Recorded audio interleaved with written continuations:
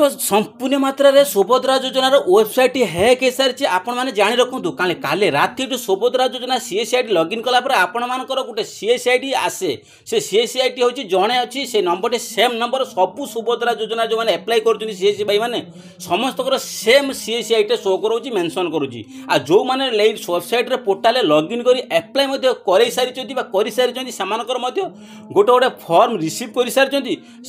firm T reject हो आपण मैंने टंकाटे पाइबे ना ये पैसा केमी पाइबे जो मैंने आम एप्लाई तो कले कहीं सबू सुभद्रा पोर्टाल तो ये सेम नंबर जो सीएसआईडी शो करोची तेना आपण ओडिशा रे जेतिकी भाई मैंने एप्लाई कर भौमणी मैंने एप्लाई कर